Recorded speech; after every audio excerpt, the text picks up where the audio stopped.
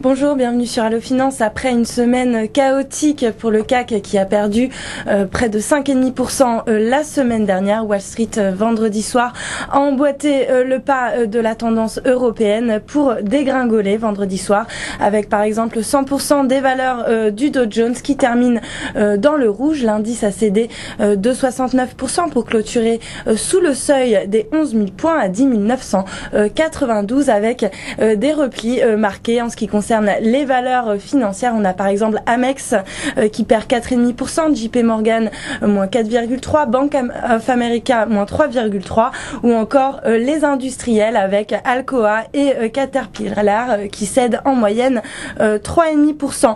Le Nasdaq, quant à lui, termine sur un repli de 2,4% à 2467 points. Au final, il faut savoir que l'indice ne cède que 0,5% sur la semaine, alors que le CAC, lui, je vous le rappelle, cède plus de 5,5%.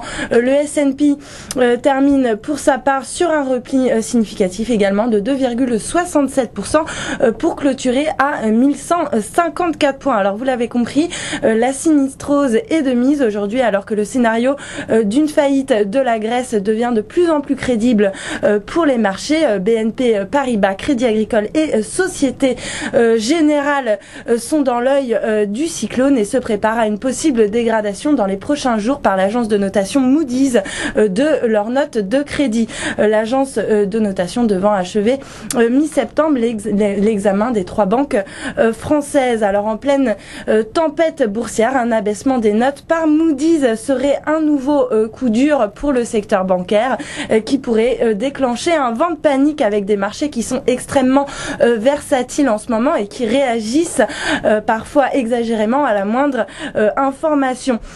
Les banques, en tout cas, s'efforcent de rassurer les investisseurs sur leur capacité à se refinancer, dont les capitalisations boursières, je vous le rappelle, ont lourdement chuté depuis le début de l'année.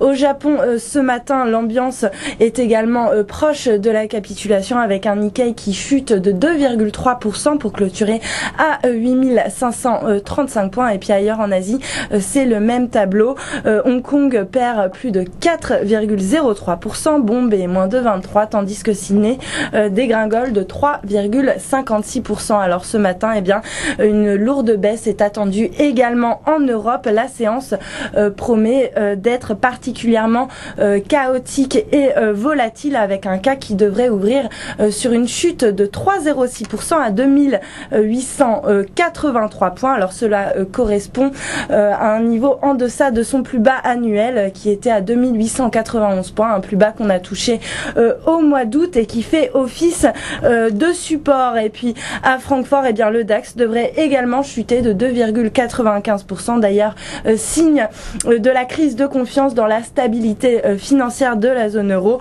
la monnaie unique qui ne cesse de chuter depuis maintenant quelques séances. Elle se négocie ce matin à 1,3576 en repli de 0,24% contre le dollar, tandis qu'il recule de 0,84% contre le yen à 104,59. Voilà pour ce point à la préouverture. Restez avec nous sur Allo Finance.